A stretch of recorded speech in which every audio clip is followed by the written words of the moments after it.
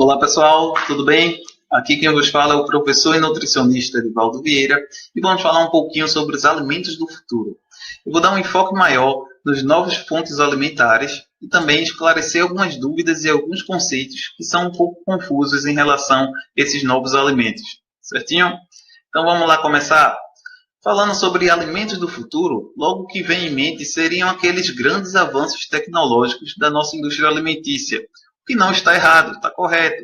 Porém, muitas pessoas pensam logo em substitutos do alimento, por exemplo, uma cápsula alimentar que irá substituir todas as suas refeições diárias, assim como um pozinho mágico que, junto com água quente ou esquentando ele lá no micro-ondas, vai ter sua preparação pronta, ou várias outras ideias tecnológicas que normalmente até já existem no mercado hoje em dia e que possivelmente no futuro continuarão a existir, e ainda com um avanço bem maior. Porém, muitas pessoas esquecem que o ato de se alimentar não é simplesmente para deixar você nutrido ou cheio, mas sim é um ato social, é um ato cultural. Então, aquele nosso hábito de comermos no café da manhã, almoço, jantar e os nossos lanchezinhos continuarão existindo sim lá no futuro. Não tem como substituir isso. Não tem como consumir um shake, por exemplo, que teria todos os nutrientes do dia e achar que substituiu a sua refeição. Não tem como. É cultural mesmo. Então, vai sim haver um grande avanço tecnológico, mas mais voltado à produtividade de alimentos, para produzir mais alimentos para essa crescente população que demanda, obviamente, alimentos. O que mais vai focar, então, na produção de novos alimentos, nesses alimentos do futuro, seria a maior conscientização das pessoas, porque os consumidores estão cada vez mais conscientes e buscam produtos que estejam conectados com seu estilo de vida, seus valores e suas necessidades. Então não adianta ter um alimento bem gostoso se ele não é agora saudável, nutritivo, natural e ecologicamente correto, por exemplo. Então, esses novos consumidores demandam alimentos que não são tão comuns a nós. Eles querem alimentos mais inovadores, algo mais novo. Não adianta ser bem atrativo, bem colorido, ter uma embalagem bem bonita, ficar passando na televisão direto ou em qualquer outra mídia social. Por quê? Porque agora os consumidores querem algo mais criativo, querem algo novo mesmo. Por exemplo, um nugget de frango. Um nugget de frango é bem atrativo. Ele tem uma coloração dourada e crocante por fora e é bem macio por dentro. Mas os novos consumidores não querem simplesmente esse nugget comum. Eles querem um nugget produzido não mais com aquele resto de frango, e sim produzido com um peito de frango real. E um frango que seja produzido solto, que seja orgânico. Também querem que ele seja empanado com multigrãos funcionais e integrais, que não seja mais uma fritura, que não use mais óleo, que seja feito em uma fritadeira eletrônica. Enfim, são vários novos desafios para agradar esses novos consumidores. Isso porque eles estão tendo uma posição mais crítica em relação ao que vai consumir. Eles são bem mais exigentes, eles procuram saber mais de onde veio aqueles ingredientes, como foram feitos aqueles alimentos, se é ecologicamente correto ou não, se é saudável ou não. Enfim, é o chamado consumidor consciente. E esse mercado está em grande ascensão, já cresceu 98% nos últimos anos. Então, esses produtos saudáveis estão cada vez mais sendo produzidos, cada vez mais procurados, e no futuro não vai ser diferente, porque o estilo de vida saudável está aumentando cada vez mais. Ainda bem, não é? Porque nosso mundo já está sendo bem destruído. Então, quando tem mais consumidores bem mais conscientes e mais saudáveis, é melhor para o mundo, que aí vai agredir bem menos o ambiente, e também eles procuram evitar desperdício. Tanto que o tema de desperdício é algo bem recorrente no curso de vocês. Então, tem aulas, tem palestras sobre isso, ou terão bem mais do que já tem hoje em dia. Então, esses novos consumidores são produzidos por várias causas. Primeiro delas, o envelhecimento da população. A população mundial está cada vez mais envelhecendo. Então, estamos tendo uma sobrevida bem maior, o que é muito bom, muito provavelmente por conta do melhor saneamento básico, o avanço na medicina, o avanço na farmácia. o que é muito bom, ok. Mas essa população na terceira idade busca normalmente uma qualidade de vida bem melhor. Provavelmente porque muitos deles têm alguma comorbidade. Pessoas que têm alguma comorbidade, por exemplo, uma doença renal, uma hipertensão, uma diabetes, normalmente são bem mais conscientes do que estão se alimentando do que uma pessoa comum. Então, eles sabem bem o que estão se alimentando, o que é bom, o que é ruim. E, além disso, mesmo sem comorbidade, esse pessoal da terceira idade busca uma qualidade de vida sempre melhor. Então, eles sabem e querem alimentos bem mais naturais, bem melhor para a saúde deles, para eles terem uma sobrevida bem maior.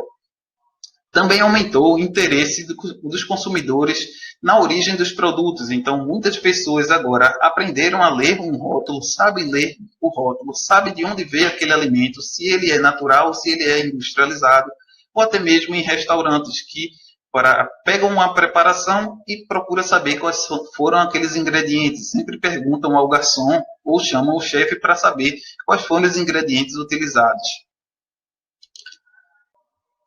E vocês já devem ter notado o aumento crescente de vegetarianos e veganos no mundo, assim como de flexitarianos também, que inclusive o que seria flexitarianos? Seriam aquelas pessoas que tentam ao máximo reduzir o consumo de carne e de derivados de animais, mas não chegam a ser da categoria dos vegetarianos. São, por exemplo, aquelas pessoas que são adeptas à segunda sem carne, ou que consomem a carne somente uma vez no dia. Por exemplo, lá no almoço, já no café da manhã e no jantar eles conseguem evitar. Ou que consomem carne somente 2 ou 3 vezes durante a semana. Consomem carne um dia e outro dia não consomem. Enfim, eles tentam reduzir ao máximo o consumo de carne. Por isso que é dita flexitariana, uma dieta mais flexível do que a vegetariana. Mas eles tentam fazer a parte deles. Assim como temos também a dieta orgânica, que está em grande ascensão, inclusive. Todos esses tipos de dietas, as pessoas são bem mais conscientes do que estão se alimentando. Assim como também tem a busca por benefícios funcionais, para que aqueles alimentos não só vão encher vocês, aqueles alimentos também tenham benefícios à sua saúde. E muitas vezes esses consumidores pagam até bem mais caro por esses alimentos, simplesmente por ter um apelo mais natural, ou vegano, ou que são livres de algum composto muito industrializado, ou que seja chamado clean label, enfim. Temos também outras causas, por exemplo, o aumento de diagnósticos de intolerâncias e alérgicos. Então, aumentou muito esse diagnóstico. Não é que aumentou a quantidade de pessoas alérgicas agora e vai aumentar ainda mais no futuro. Simplesmente por avanço na tecnologia médica, agora as pessoas sabem que têm intolerância a algum alimento ou algum composto nutricional e sabem que tem alergia. Então, por exemplo, vai chegar lá no seu restaurante, lá na sua unidade de alimentação que você coordena, alguma pessoa que é intolerante à lactose. Vai fazer o seu pedido normal e colocar um asteriscozinho lá, dizendo que é intolerante, que venha sem lactose. O que vocês vão fazer? Vão negar e perder aquele cliente, perder aquele consumidor? Não pode, não é? Então, você vai ter que se virar nos 30 e conseguir fazer uma alimentação pelo menos parecida com a usual, a normal, mas que não tenha lactose. Assim como várias outras intolerâncias e alergias. Por exemplo, alergia a crustáceo, alergia a camarão, alergia a amendoim, a amêndoa, intolerância a glúten, enfim. Muito disso vai agora aparecer lá nos seus restaurantes ou unidades de alimentação. Você vai ter que se adequar a isso. Também tem a grande preocupação das pessoas com a incidência de doenças crônicas não transmissíveis, por exemplo, obesidade, hipertensão, diabetes, enfim, as pessoas agora estão bem mais conscientes quanto a isso. Então, eles tentam ter uma alimentação um pouco mais saudável para não adquirir essas doenças. Assim como a preocupação com o meio ambiente. O nosso ambiente está sendo devastado, está sendo bem destruído, e muitas pessoas agora estão bem mais conscientes quanto a isso, sabe que a alimentação está intimamente ligada com o meio ambiente. Então, iremos abordar justamente vários temas sobre novos alimentos que provavelmente serão bem ascendentes lá no futuro. Primeiramente, começaremos com os substitutos de carne. Só para não assustar, eu não sou contra o consumo de carne, só estou falando o que possivelmente vai acontecer lá no futuro, que vai ter que ser mandatório realmente ter alguns substitutos de carne. Outra, alimentos enriquecidos, que são aqueles alimentos mais fortificados ou biofortificados, alimentos orgânicos e também as PANC, que são as plantas alimentícias não convencionais, que possivelmente vocês já viram em alguma palestra ou em alguma aula e vamos abordá-la também, que é um grande alimento do futuro, assim como vários outros alimentos do futuro que eu vou citar aqui para vocês. Vamos começar com os substitutos de carne. Por que teremos que ter substitutos de carne? Simplesmente porque a população mundial está crescendo drasticamente, exponencialmente, e a produção de alimentos, principalmente a carne, não está conseguindo acompanhar. Até hoje ela está acompanhando, inclusive a população mundial dobrou, enquanto que a produção de carnes quadriplicou, ou seja, estamos consumindo cada vez mais carne, ao invés de acompanhar o crescimento populacional e também dobrar, mas não, quadruplicou. E isso tem que dar uma freada, simplesmente porque não vai ter como ter alimento, principalmente carne, para todo mundo no futuro. Não temos espaço para essa produção. A escassez de comida pode se agravar ainda mais no futuro. Se hoje ainda temos pessoas com fome, no futuro possivelmente vai ter ainda mais, infelizmente. Porque a população já está chegando a 8 bilhões de pessoas agora. Lá em 2050, por exemplo, a ONU já estimou que provavelmente teremos 9 bilhões de pessoas, e assim sucessivamente. É muita gente no nosso mundinho. Não temos tanto espaço para isso, nem mesmo para a produção de alimentos para alimentar tanta gente. Só para vocês terem uma ideia, a cada 10 segundos, 24 mil animais são abatidos. Assim como, em um ano, 75 bilhões de animais são abatidos para o consumo humano. Isso está cada vez mais crescendo, muito infelizmente. E cresceu simplesmente porque agora conseguimos produzir mais carne com pouco tempo. Por exemplo, um frango eu consigo produzir ele em 22 dias, ele já está pronto para o corte, já cresceu o suficiente. Há 50 anos atrás, isso jamais teria. Simplesmente porque não teríamos tanto antibióticos, nem teríamos tantos hormônios de crescimento para ele crescer tão rapidamente. Ele chegaria em 22 dias, normalmente até um tamanho de um pombo, no máximo. Mas hoje em dia a gente já consegue fazer isso. E futuramente, talvez até consiga mais ainda. Muito infelizmente, né? Que é uma vida. Mas essa produção está colapsando, está se tornando insustentável. Isso porque, com o aumento da população, há também o aumento da demanda por alimentos, também concomitantemente o aumento por demanda de carne. Porém, a produção de carne não é nada ecologicamente correto.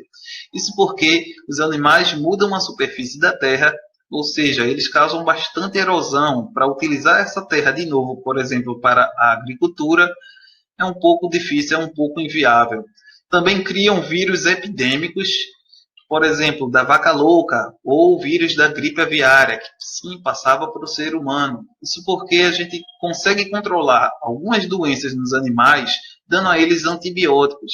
Porém, antibióticos não têm ação nenhuma contra os vírus. Então, os vírus continuam existindo, continuam proliferando e evoluindo, causando essas doenças trágicas. Também tem a ameaça à eficácia de antibióticos. Isso porque estamos amontoando muito esses animais para produzir eles em pequenos espaços, trancados, confinados, um em cima do outro. Ou seja, isso favorece muito a criação de bactérias. Para evitar essas bactérias, o produtor vai lá e dá bastante antibióticos, antibióticos bem diferentes um do outro, cada vez mais potentes. Mas as bactérias conseguem sim evoluir, conseguem ter uma resistência maior a esses antibióticos, ou seja, estamos criando superbactérias. Além de tudo isso, há um impacto climático nesse sistema alimentar de produção de carnes. Isso porque até 30% de toda a emissão de gases do efeito estufa é por conta da pecuária, assim como 80% do desmatamento global é também devido à criação de animais. Aí você vai e diz, não, na verdade, faz o desmatamento para ter grandes plantações. Mas essas plantações, principalmente aqui no Brasil, de soja e de milho, vai direto para a ração animal e não para a nossa alimentação. Então, 80% do desmatamento é derivado, sim, da produção de carnes. Assim como 70% do consumo de água doce é derivado também dessa produção de carne. Então, não é, o ser humano que está utilizando tanto essa água doce, e sim a produção de carne utilizada por o ser humano, que a gente poderia sim evitar. Então, o que as futuras gerações vão fazer para manter a sua satisfação em comer carne? Como muitos de vocês, muitos gostam de comer carne e isso é insubstituível, porque é difícil criar um alimento que tenha toda a peculiaridade de uma carne, que vai lhe satisfazer tanto. Não tem como substituir totalmente uma carne. Assim como ela tem nutrientes que nenhum outro alimento tem, por exemplo, vitamina B12, uma alta concentração de proteínas, também o ferro M. Enfim, ela tem uma maciez, um sabor, uma suculência bem agradável que não tem como substituir. Para eu falar esse gráfico, deixa eu tentar excluir essa minha carinha aqui, rapidinho. Neste gráfico, nós mostramos o consumo de carne por pessoa em certos países, por exemplo, nos Estados Unidos, Canadá e no Reino Unido, que são países já desenvolvidos e que nos últimos 50 anos não teve um crescimento tão grande desse consumo de carne, ficou mais estabilizado. Enquanto que países em desenvolvimento, como o Brasil e a China, quanto mais acesso à alimentação, mais rica a população fica, infelizmente, mais animais são abatidos para colocar no prato dessas pessoas. Então, tem uma leve associação de que quanto vai mais enriquecendo, mais animal ou carne precisa ter no prato, o que não é tão correto. Já em outros países, como no Quênia e na Índia, que são países mais pobres ou que culturalmente mesmo não consomem muita carne, também tem essa estabilização do consumo de carne nos últimos anos. Então, o grande problema são os países em desenvolvimento e a consciência dessas pessoas. Vou mostrar agora o quão insustentável é essa produção de carnes, porque para produzir 4 gramas de proteína animal, ou seja, menos do que um bifezinho fino de carne, precisa de 100 gramas de proteína vegetal. Então, seria muito espaço para produzir pouca carne. Esses 100 gramas de proteína vegetal poderia ser destinada à alimentação humana e não à alimentação animal, assim servir para os humanos. Então, para suprir a necessidade de carne para as populações futuras, existem vários substitutos de carne, que para ser um bom substituto de carne tem que preencher alguns requisitos. Por exemplo, ser alto em proteína, ter micronutrientes, principalmente o ferro, ter um sabor e uma textura relativamente ao menos parecido com a da carne, ser barato e ter uma grande versatilidade, principalmente na cozinha. E isso tudo a gente já conseguiu, na verdade, produzir, fazer vários tipos de substitutos de carne que tenham todos esses requisitos. Mas não é popular. Isso por quê? Simplesmente porque existe a barreira psicológica das pessoas em relação à carne. Um substituto de carne à base de vegetais, muito provavelmente as pessoas irão negar. Por exemplo, desde os anos 80, tentam fazer um desses substitutos, à base principalmente de soja ou de glúten de trigo, mas não fica tão atrativo aos olhos. E muitas vezes a textura e o sabor também não chega aos pés do sabor da carne. Mas agora, na verdade agora não, desde 2015, conseguiram formular a chamada Impossible Food ou Impossible Burger, que é uma carne à base de vegetais que sangra. Eles conseguiram produzir o ferro M em laboratório, ou seja, conseguiram fazer basicamente um sangue sem derivar dos animais. Isso faz com que a carne seja bem suculenta, tenha aquele suco e eu posso ter uma grande versatilidade com essa carne, não só como um hambúrguer, e sim para várias outras preparações que demandam uma carne mais moída. A Califórnia mesmo já produziu 226 toneladas desse Impossible Food por mês, simplesmente para atender uma demanda de 3.000 restaurantes, sem matar e sem ferir nenhuma vaca, que é o que agrada muito desses novos consumidores. Este Impossible Food, ou chamado aqui no Brasil de carne impossível, além de ter o sabor, a cor, o formato e o cheiro de um hambúrguer normal, ele produz bem menos gases do efeito estufa, utiliza bem menos água do que uma produção de carne normal e o principal, utiliza 95% menos terra, que é a grande preocupação do futuro. Além de tudo isso, também não tem hormônios nem antibióticos que normalmente são utilizados na produção de carnes, inclusive qualquer carne, não só a carne bovina, a suína, a caprina, a de galinha, todos eles, infelizmente, utilizam sim hormônios e muito antibióticos. Além da carne derivada de vegetais, também temos as chamadas carnes artificiais, ou a carne de laboratório, que é produzida realmente em uma placa de Petri. Ou seja, é uma carne limpa que não precisa matar nenhum animal. Além de tudo isso, gasta bem menos energia necessária para produzir um animal, além de bem menos espaço, ração, obviamente, que não vai utilizar ração alguma, e bem menos água. Mas o grande problema dessa carne artificial é o preconceito simplesmente com o nome. Muita gente não chega nem a experimentar a carne artificial ou a carne de laboratório porque ela não é derivada de um ser vivo. Dizem isso, porque é produzido em laboratório. Tem um preconceito de consumir algum alimento produzido em laboratório. Mas mal sabem as pessoas que muitos dos produtos alimentícios já consumidos hoje em dia são produzidos em laboratório. Então, a nova tecnologia pode ser a única via para satisfazer esse desejo crescente por carnes no futuro. Como é produzida então essa carne? São coletadas células dos animais, como se fossem células-tronco.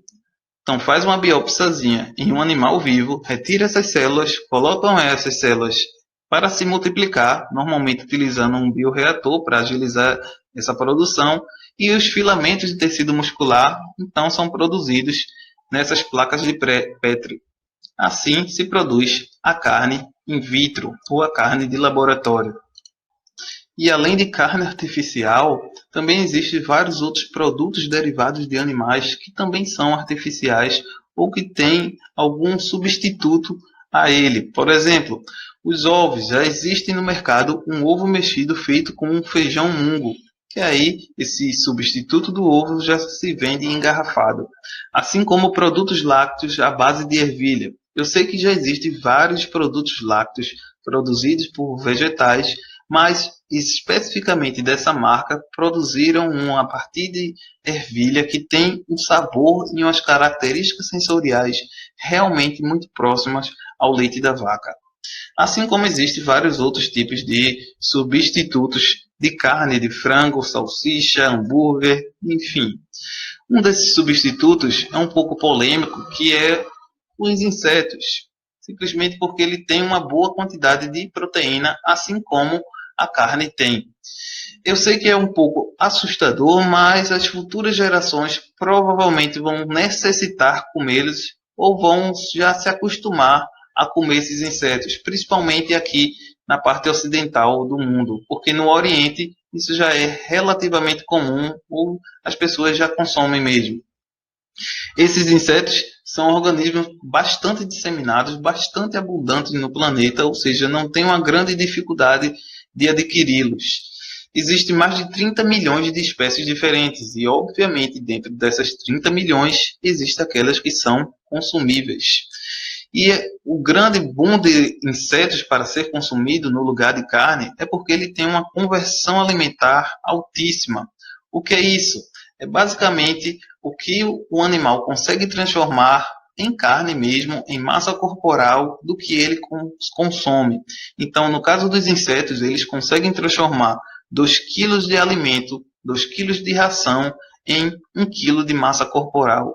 Enquanto que os bois mesmo, por comparação, convertem 8 quilos de ração para 1 quilo de carne mesmo.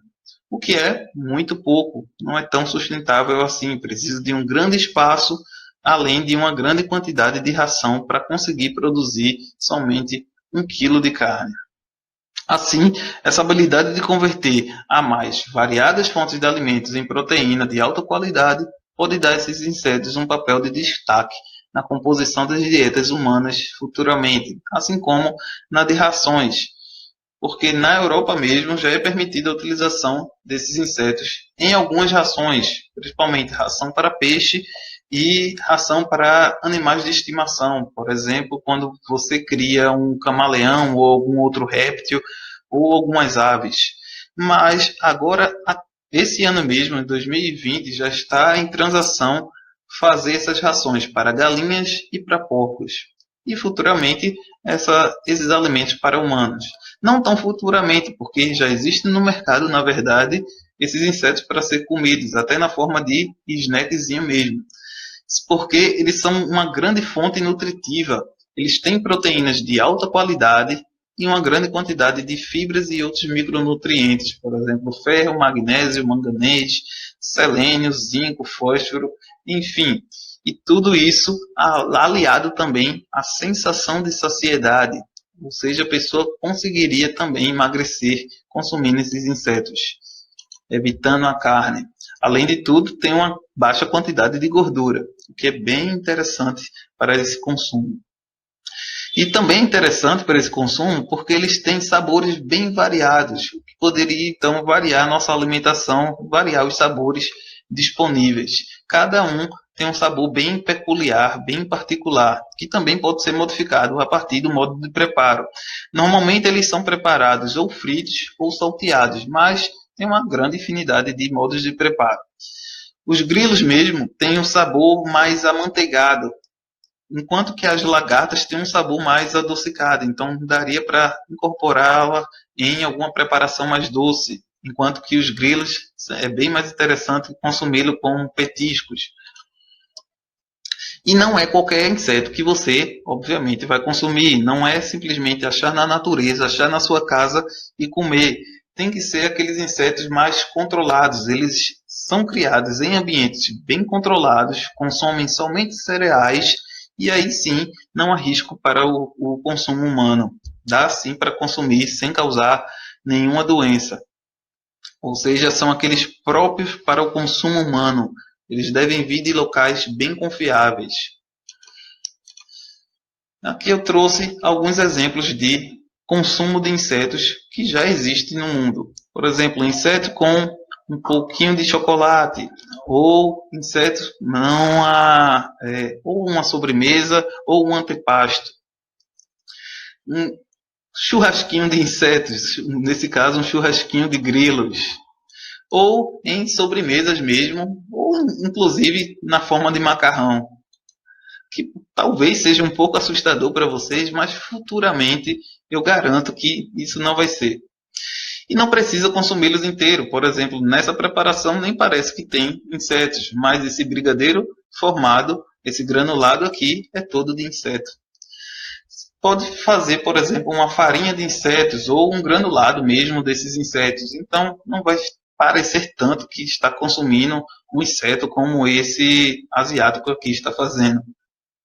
A farinha de inseto, então, é utilizada para alimentos tradicionais como bolo, ou pão, ou massas, enfim. Ainda está em teste, mas já dá para produzir essa farinha de inseto para a fabricação de vários outros alimentos industrializados. Ou também poderíamos utilizar o chamado food styling, que é uma técnica para deixar algum tipo de alimento mais próximo ao consumidor, principalmente ao consumidor mais ocidental.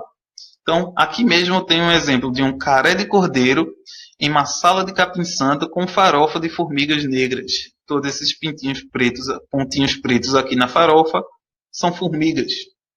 Enquanto que aqui eu tenho um arroz frito com abacaxi e tenébrios. Tenébrio é como se fosse uma lagartinha de algumas espécies de besouro. Então, dá para dar uma disfarçada nessa alimentação e enriquecer nutricionalmente. Trouxe aqui só dois exemplos mesmo, dois exemplos bem clássicos aqui do Brasil. Alex Atala mesmo, o chefe conhecidíssimo aqui do Brasil, o dono do Dom, utiliza formigas em suas sobremesas. E essas sobremesas são, inclusive, caríssimas. Ele só coloca a sua formiguinha em cima de um cubo de abacaxi e vende por R$ 200. Porque essa formiga dá um up nessa sua preparação. A formiga é a saúva amazônica, se eu não me engano, e ela tem um sabor um pouco mais apimentado, meio cítrico, e também dá uma crocância para essa sua sobremesa.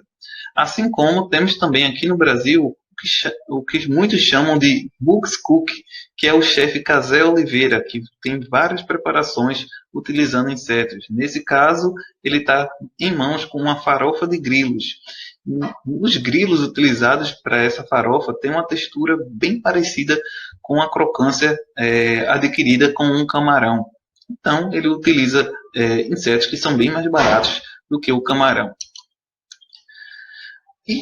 E vale ressaltar que vários insetos já são consumidos pela população brasileira, só que muitas vezes eles nem sabem disso. Por exemplo, o carmim. O carmim é um corante natural muito utilizado pela indústria de alimentos que dá uma coloração vermelha bem viva para várias preparações ou vários alimentos industrializados. Por exemplo, sorvete, picolé, aquele iogurtezinho meio vermelho, meio arrozeado, utilizando o carmim, que é um corante natural que é bem estável, bem seguro e tem uma longa duração. Então, dificilmente ele é substituído com algum outro corante natural ou artificial.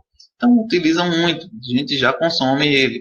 Eles são produzidos a partir da conchinilha, que aí é esse insetinho branco, mas que no seu interior é bem vermelho. Então, eles ressecam essa coxinilha, retira todas essas suas partes rígidas, como pazinha, antena e tudo mais, e fica com só o seu interior mais vermelho e desidratado.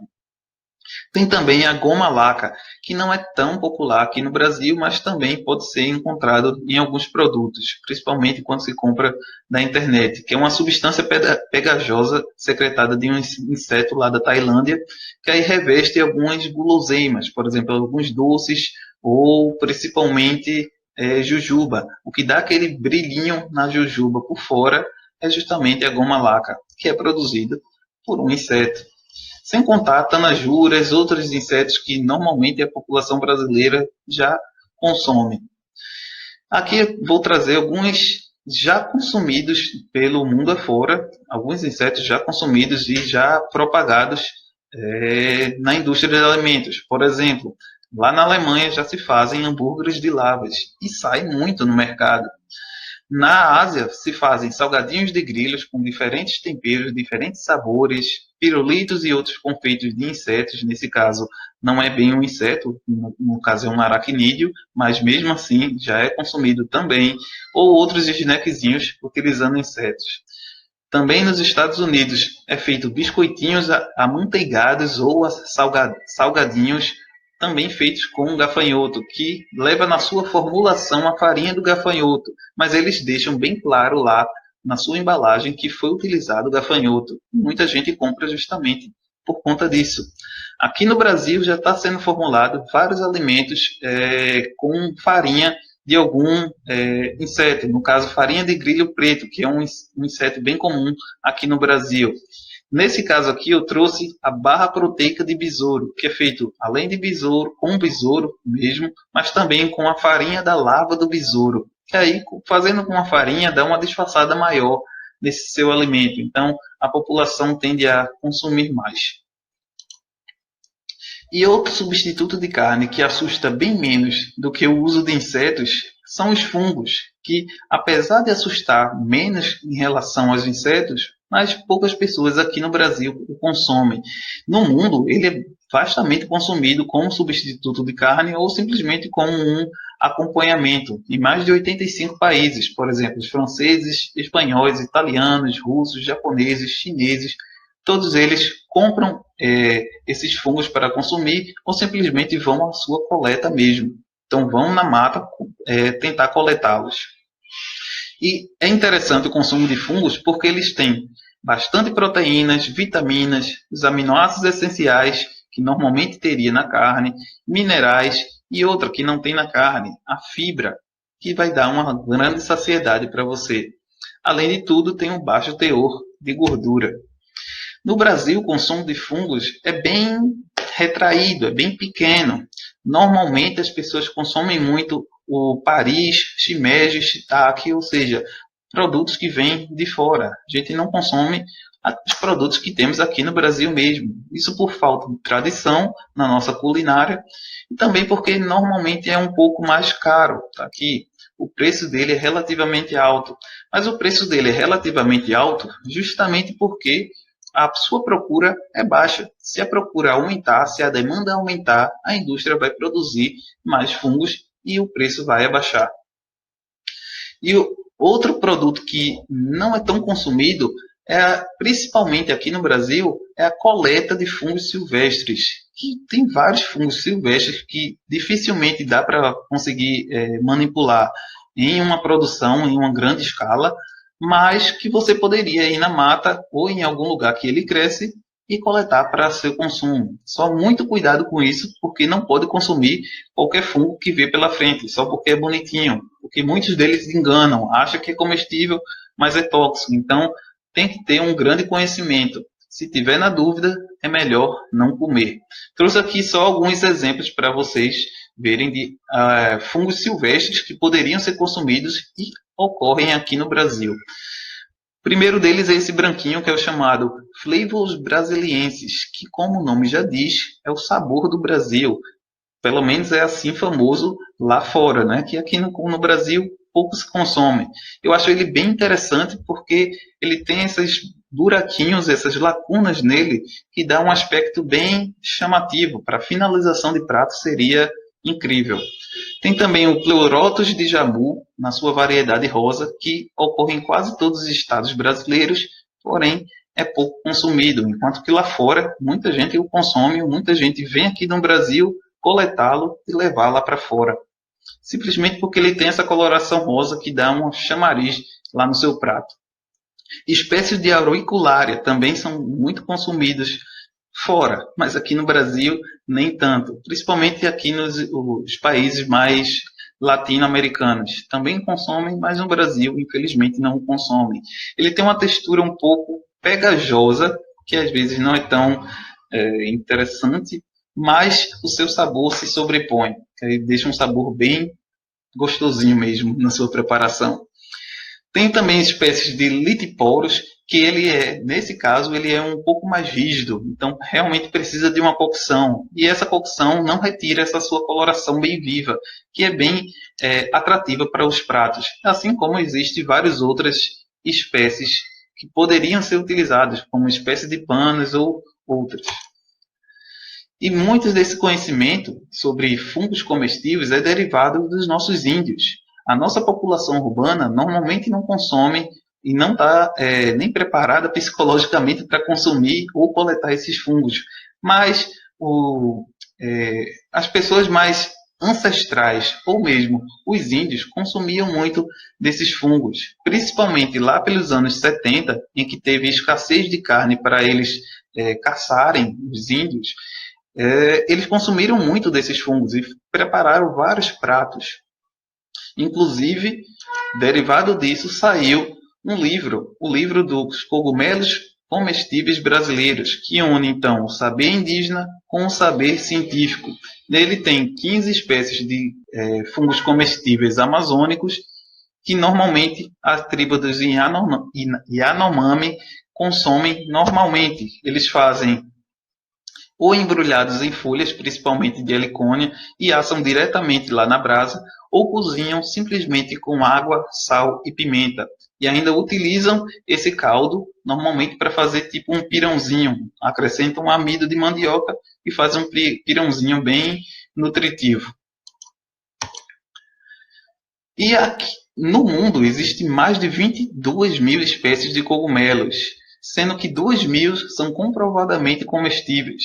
Aqui no Brasil já tem um pouco menos, obviamente, tem 1.600 espécies de cogumelos, mas a gente não sabe quais são comestíveis, quais não são. Alguns a gente realmente sabe, mas simplesmente não consomem. Estamos em 2020 e ainda consumimos aqueles fungos derivados de fora. Então, importamos muitos fungos e acaba o preço ficando lá em cima. Mas aqui no Brasil temos os nossos fungos. Por exemplo, o Pleurotus albidus, ele é bem parecido com o shimeji, tanto que ele é do mesmo gênero do shimeji e tem um sabor bem parecido e poderia ser produzido aqui no Brasil. O Lentinura rafânica também é bem parecido agora com o shiitake, porque também é do mesmo gênero do shiitake, já é produzido também lá na Amazônia, principalmente pelo pessoal do INPA, que está tentando cultivar esse tipo de fungo para o consumo humano, mas ainda assim não é tão famoso. Na Amazônia, existem vários chefes e cozinheiros que tentam popularizar esse uso de fungos brasileiros, como é o caso do chefe do renomado restaurante Banzeiro, lá em Manaus, que em parceria com o IPA tenta popularizar o uso de vários desses fungos, principalmente do Lentinula rafânica, que foi aquele fungo que eu mostrei no slide anterior. Aqui mesmo temos duas fotos de preparações com esse fungo. Nesse caso é o fungo cru, junto com outros fungos amazônicos e também com flores comestíveis. E nesse caso ele simplesmente salteou esses fungos brasileiros junto com manteiga e serviu com rabanete. Deu esse prato bem magnífico, bem bonito. Outra chefe que utiliza muito agora lá no sul do país, em Curitiba, é Manu Bufara, do restaurante Bufara, que ela é mais especializada no uso do Lacturus delicius, que ocorre muito lá no sul do país. Também é bem comum lá na Rússia e em vários países da Europa, mas aqui no Brasil não é tão utilizado. E ela vai e inova lá no seu restaurante utilizando ele. Ele tem uma coloração e um sabor bem forte, bem peculiar, que dá à preparação um up. Por exemplo, aqui só é um prato do Lactarius Delicious simplesmente cozinhado. Nesse caso, é um prato de alta gastronomia, utilizando queijo de cabra, mini cenouras, mini manjericão e um pouquinho de raspinha de outros tipos de fungos também brasileiros. Agora, partindo para os alimentos enriquecidos. O que seriam os alimentos enriquecidos? São justamente aqueles alimentos que são mais fortificados com certos nutrientes. Temos os alimentos fortificados e os alimentos biofortificados. No caso dos alimentos fortificados, são alimentos que recebem esse nutriente para aumentar o seu valor nutritivo, que durante o seu processamento sim é incorporado certo nutriente. Isso já não é tão novo, isso já acontece há muito tempo. Por exemplo, desde 2002, todas as farinhas brasileiras têm que ser enriquecidas com ferro e ácido fólico. E isso vai continuar, muito provavelmente, até o futuro. Assim como o nosso sal, que também é enriquecido com iodo, principalmente para prevenir e corrigir deficiências nutricionais apresentadas pela população. Mas o foco, às vezes, não é nem só esse. Esse aqui foi os dois exemplos que eu trouxe para vocês. Mas existem vários alimentos fortificados simplesmente para aumentar o teor de antioxidantes, dar um alimento mais detox. Ou, por exemplo, existem já sucos que são mais funcionais, então eles colocam bastante fibra, bastante vitaminas naquele suco de caixinha para dar um aporte maior de fibras e vitaminas para as pessoas que consomem e tentar vendê-lo como funcional.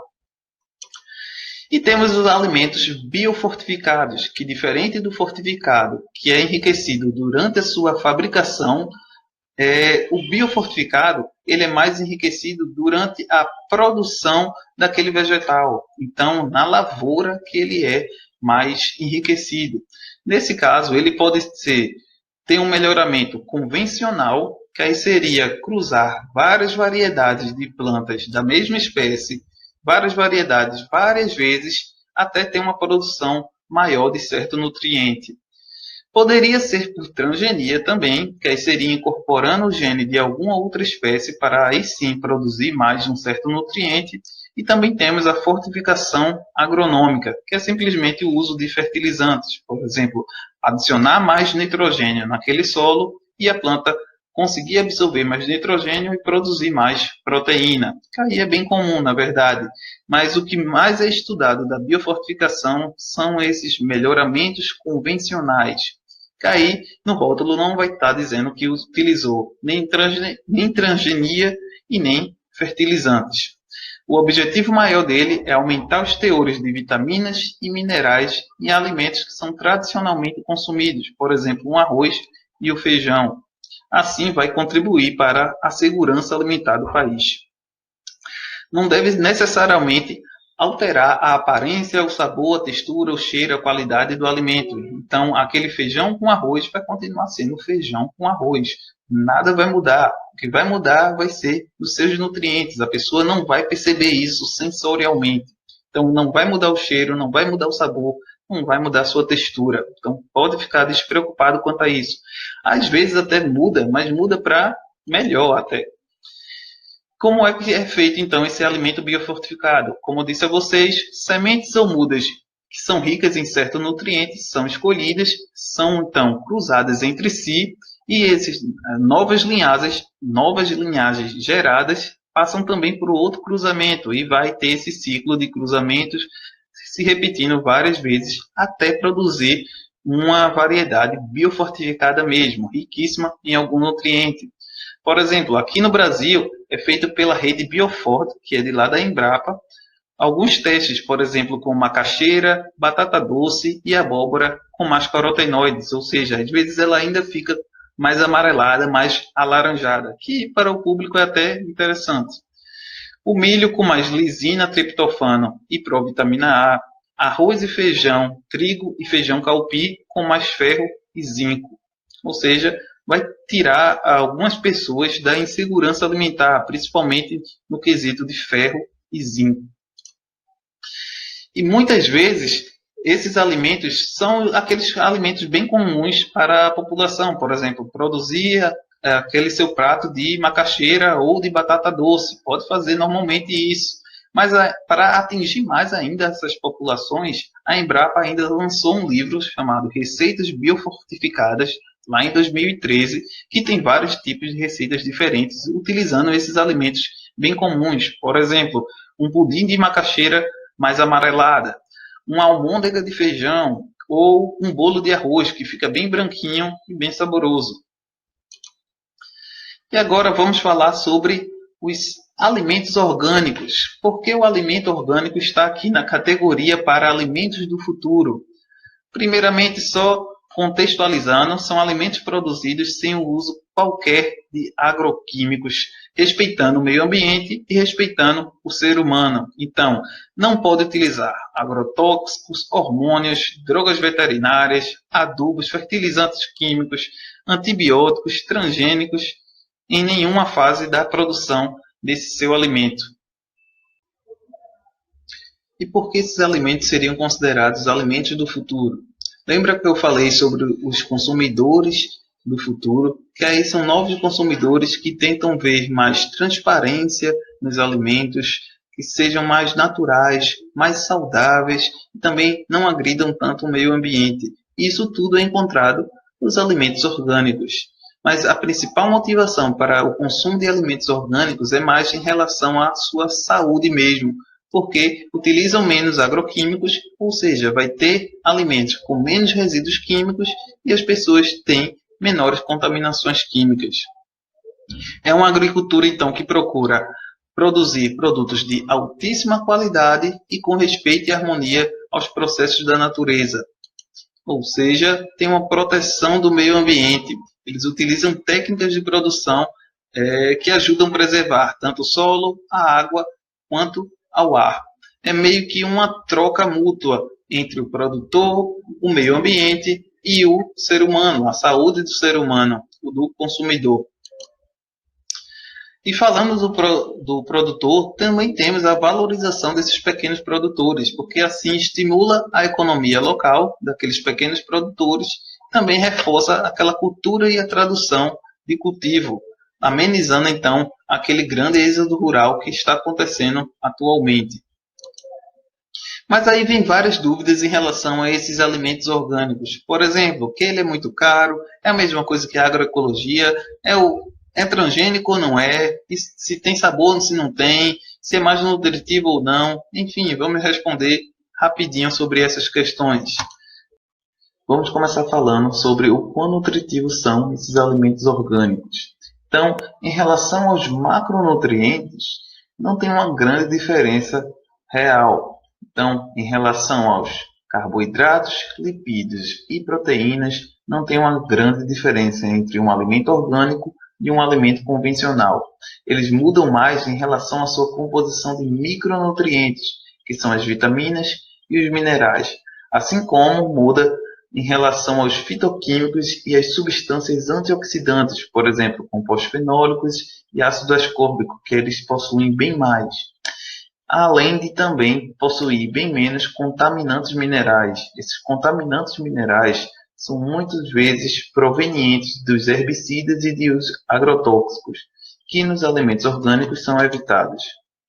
Um estudo feito por Smith em 1993, que é utilizado até hoje, foi sobre uma comparação entre alguns alimentos orgânicos e alguns alimentos convencionais. Nesse caso, eles estudaram a maçã, a pera, a batata e o milho orgânico e o convencional. E foi constatado que realmente os macronutrientes não se diferenciavam entre esses produtos.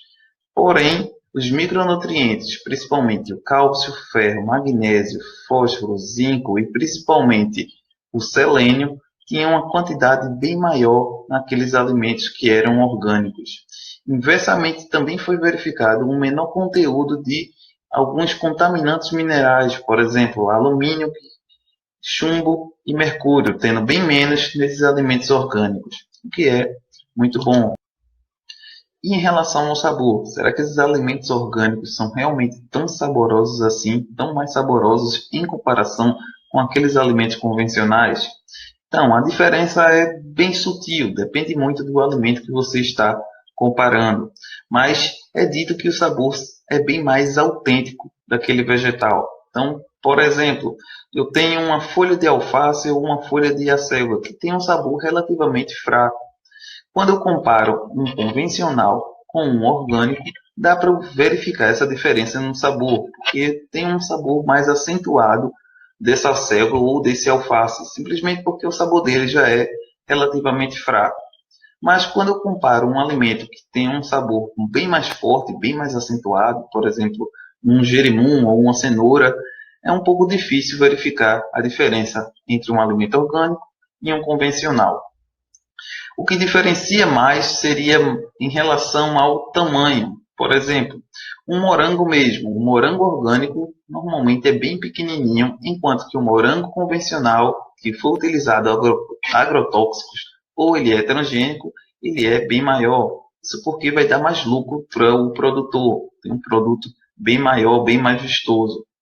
Mas, nesse caso, vai ter uma grande quantidade de água nesse morango. Para ele ser grande, ele vai adquirir e vai absorver bem mais água. Vai reter bastante água naquele meu morango, o que vai dispersar muito os seus componentes nutricionais e os seus componentes de sabor e flavor.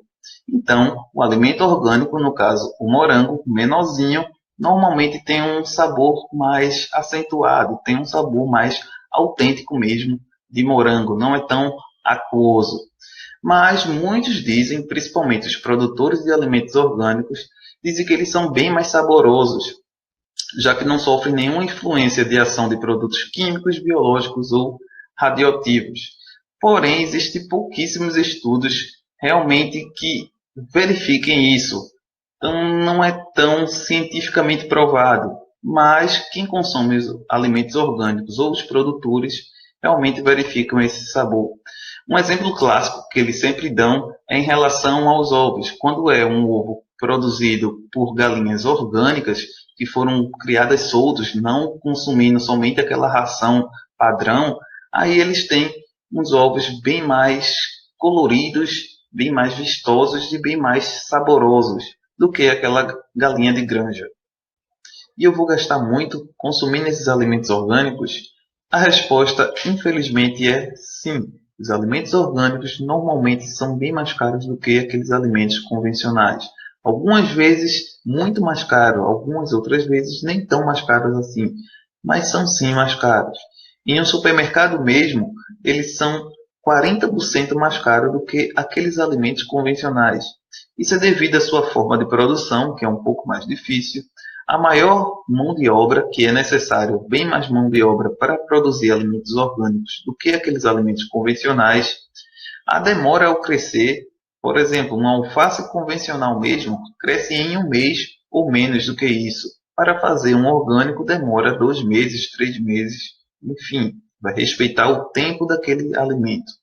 E também são produzidos em menor escala, muito diferente daquelas grandes monoculturas de produção de, por exemplo, soja, ou de milho, ou de algodão, que aí produzem em larga escala. Mas há certas dicas para reduzir esse preço. Como, primeiramente, no futuro vai ter uma maior procura por esses alimentos orgânicos. Então, tendo uma maior procura, um maior consumo, vai aumentar essa demanda. Aumentando a demanda por alimentos orgânicos, vai sim abaixar o preço deles, porque vai ter mais produtores, provavelmente. Assim como eu posso também procurar esses alimentos orgânicos em feiras orgânicas, que assim eu posso falar diretamente com o produtor e negociar o preço. Assim como eles também vendem bem mais barato do que aqueles produtos orgânicos que vocês encontram em supermercados, que aí sim são bem mais caros. Em relação aos transgênicos, quando eu consumo um alimento orgânico, eu deveria não consumir um alimento transgênico. Porém, é bem difícil que isso aconteça. Vou explicar o porquê. Primeiramente, o que seria um alimento transgênico? São aqueles alimentos que têm parte de diferentes espécies para incorporar alguma característica agrícola de grande interesse. Por exemplo, uma maior resistência. Então, aquelas plantas irão resistir mais à seca ou resistir mais a mudanças climáticas. Tem um crescimento bem rápido, que é o que o produtor mais quer. Quanto mais rápido crescer, mais lucro ele vai ter. Tolerância a herbicidas, que aqui é um ponto bem importante, que muitos dos transgênicos são produzidos simplesmente para aquela planta aguentar aqueles produtos químicos que são impostos para ela. Por exemplo, herbicidas, inseticidas, agrotóxicos, enfim. Então, quanto mais agrotóxico, mais transgenia é necessária. E às vezes, sim, tem transgênicos que têm um ganho nutricional maior.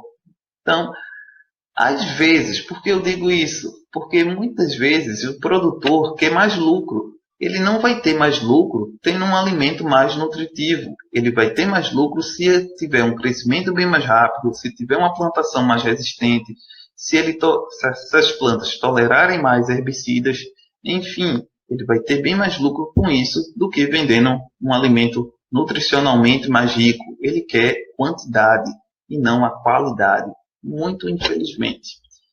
E por que é tão difícil realmente comprovar que um alimento é orgânico, que ele não sofreu uma transgenia? Simplesmente porque os alimentos transgênicos são bem parecidos com os alimentos convencionais, orgânicos, ou que não sofreram nenhuma transgenia. Eles são praticamente iguais, então há uma grande dificuldade na comprovação das características desses produtos. Então, vou citar um exemplo aqui para vocês. Dona Maria é uma pequena produtora rural e que quer cultivar os seus milhos de uma forma mais orgânica. Então ela vai lá, planta suas sementinhas de milho no seu sítio, espera crescer naturalmente, sem utilizar nenhum agrotóxico, nenhum herbicida, nenhum fertilizante não natural. Enfim, deixa aquele milho crescer no seu tempo. Então vai ter 1 mês, 2 meses, até ter a produção das primeiras flores, dos primeiros milhos. Assim ela colhe e vai tentar vendê-los como orgânicos.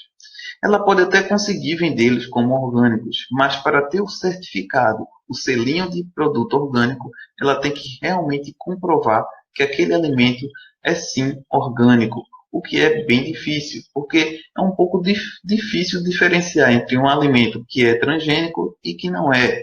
Quem vai me garantir que as sementes que ela produziu não eram transgênicas? As sementes que ela adquiriu em algum lugar não já eram transgênicas. Outra, o Brasil é o segundo maior produtor de alimentos transgênicos. Ou seja, aquela fazendinha ou sítio de Dona Maria poderia estar em volta de várias monoculturas de trigo. Então, o pólen de algum trigo transgênico pode chegar até a culturazinha pequena orgânica de Dona Maria e cruzar com o milho dela, fazendo com que o milho dela seja inevitavelmente transgênico. Por isso é tão difícil uma produção de alimentos puramente orgânicos. E em relação à saúde, muito pouco se sabe sobre os efeitos a longo prazo desse consumo de transgênicos. Ainda muitos estudos são necessários. Nós somos basicamente cobaias humanas desse consumo de transgênicos. Mas já é comprovado que aumentou a quantidade de alérgicos, aumentou os casos de câncer, aumentou a resistência ao tratamento a antibióticos e também houve alterações em cobaias com fígados e rins deles, que aumentaram muito de peso, o que ainda vai ter testes em humanos, se isso acontece ou não. Por isso, aquele perigo e aquela ressalva em consumir esses alimentos transgênicos. E enquanto à agroecologia, será que é a mesma coisa um produto agroecológico do que um alimento orgânico? Lembra do exemplo que eu falei sobre a produção de Dona Maria de milhos, que ela pensou que era orgânico, mas possivelmente não seria, simplesmente porque ela não tem essa certificação de orgânico, poderia ser sim um alimento agroecológico, que são alimentos produzidos por pequenos produtores, sem uso de agrotóxicos ou fertilizantes químicos. Então, poderia sim ser enquadrado como um alimento agroecológico, que tem sim seus benefícios à saúde, porque não está utilizando produtos químicos e possuem um melhor custo-benefício. Então, eles não vão ser tão caros como aqueles alimentos realmente orgânicos, certificados como orgânicos. E outra, falando sobre comer só planta. Muitas pessoas pensam que uma alimentação orgânica é comer basicamente mato, mas não é. Muitos se enganam com isso, porque pode ter a produção de carne mesmo orgânica, ou ovos, ou leite, ou peixe, enfim, vários animais ou derivados de animais com produção orgânica. Nesse caso, eles terão níveis menores de pesticidas, de hormônios e assim como de drogas de uso veterinário. Podemos também ter aqueles alimentos mais processados, mas de forma orgânica, ou seja, eles utilizaram ingredientes orgânicos para fazer esses produtos, por exemplo, um açúcar, uma geleia orgânica, um doce orgânico, enfim, vários outros alimentos. Dá para fazer uma cesta básica de alimentos orgânicos tranquilamente. Mas falando sobre essas plantas mesmo, é bem interessante saber se ela tem ou não resíduo de agrotóxico. Então, um alimento que não é orgânico, muito possivelmente tem sim resíduos de agrotóxicos, o que é muito mal, o que faz muito mal à saúde. Posso ter problemas do sistema nervoso, posso ter maior incidência de câncer e alterações fetais. Então, aqueles produtos que são produzidos convencionalmente, ou seja, com agrotóxico, ou herbicida, ou inseticida, vai ter sim resíduos agrotóxicos. Os que possuem mais desses resíduos são os pimentões, morangos, pepinos, alface, cenoura, abacaxi, beterraba, couve e etc. Nesse caso, deveria sim sempre ser consumido os alimentos orgânicos. Nesse caso específico, mesmo que você não siga uma dieta realmente orgânica, é bem interessante consumir esses alimentos que normalmente têm um grande resíduo de agrotóxico, ou seja, ele incorpora muito agrotóxico na sua pele ou no seu interior, que seria mais interessante para você consumir orgânico, mesmo que gaste um pouquinho mais. Seria melhor para a sua saúde. É um grande investimento de saúde. Agora, para finalizar, vamos falar sobre as plantas alimentícias não convencionais, que eu adoro, inclusive, esse tema, porque é o tema da minha tese de doutorado. Mas eu vou tentar ser o mais breve possível, certo? Normalmente eu me empolgo muito falando sobre elas. Então, punks são aquelas plantas comprovadamente comestíveis, mas que não são muito conhecidas pelas pessoas, então elas normalmente não a consomem tanto. Elas podem ser plantas ornamentais, como por exemplo, uma pétala de uma rosa, uma pétala de uma papoula, ou muitas vezes são denominadas como mato, daninha, invasora ou até mesmo nocivas, simplesmente porque elas nascem esporadicamente em plantações, no seu jardim ou até mesmo lá na estrada. enfim, são plantas que nascem em qualquer lugar e poderiam sim ser alimentícias.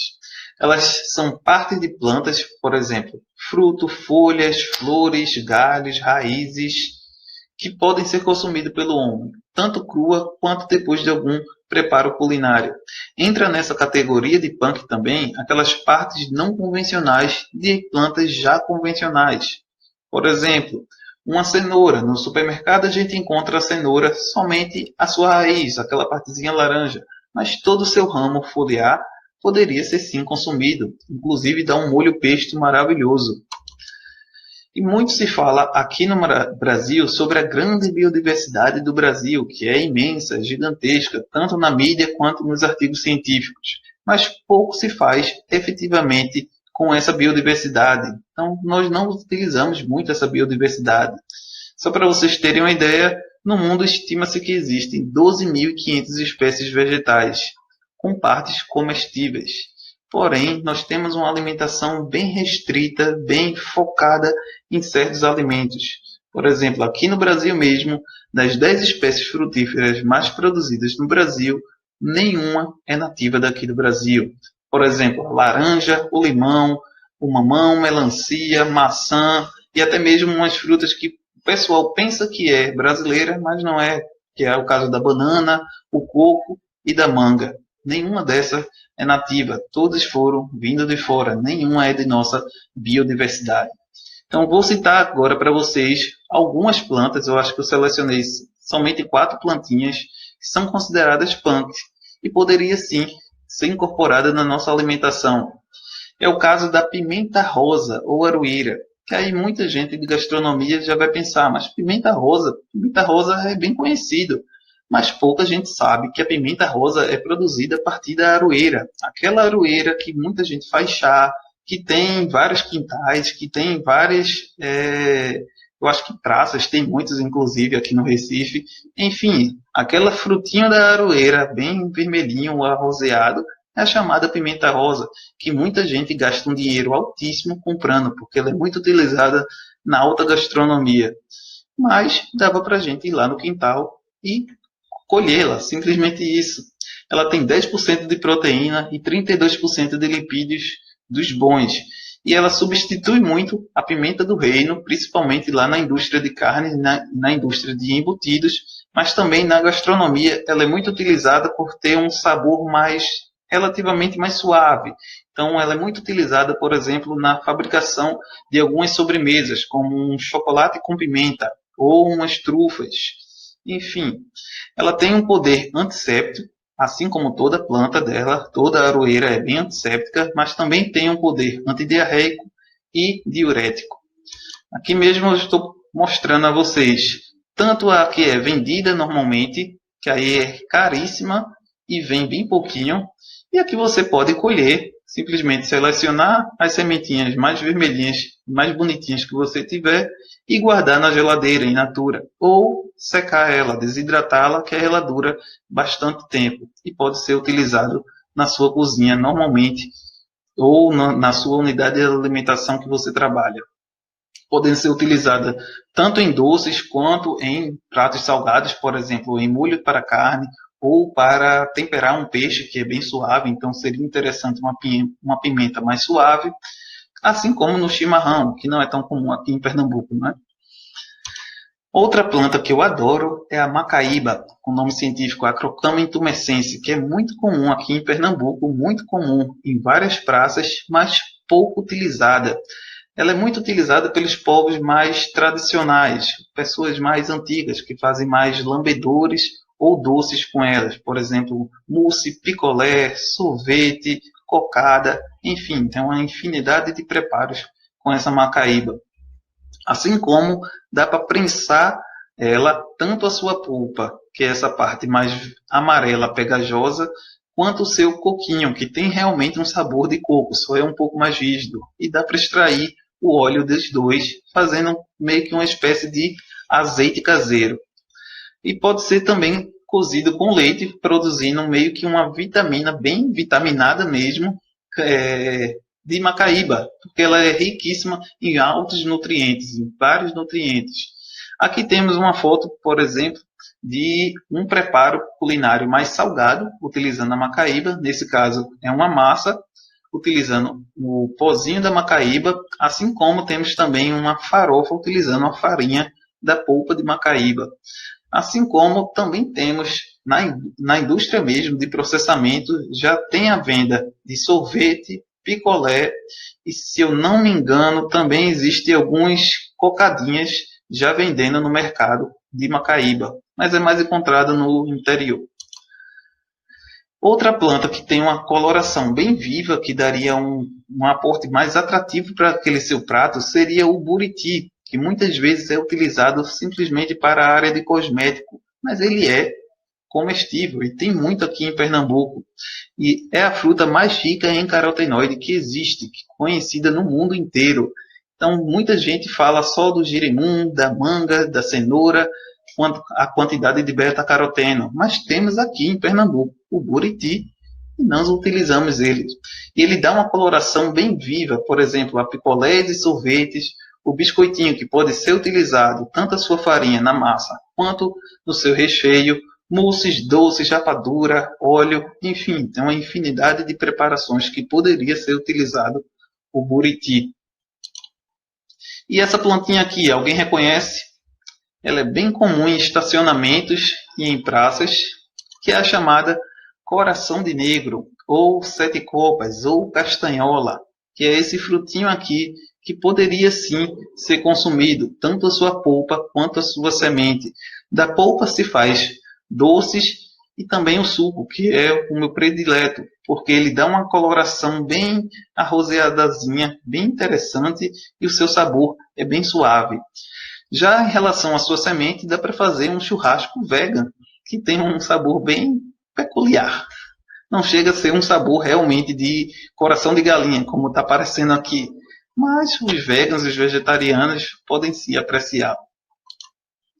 E temos várias outras perspectivas de alimentos para o futuro. Eu citei várias durante a minha palestra, mas existem várias outras que, obviamente, não teremos tempo para falar sobre. Mas poderíamos fazer alimentos em impressoras 3D, que desde 2014 já estão fazendo testes.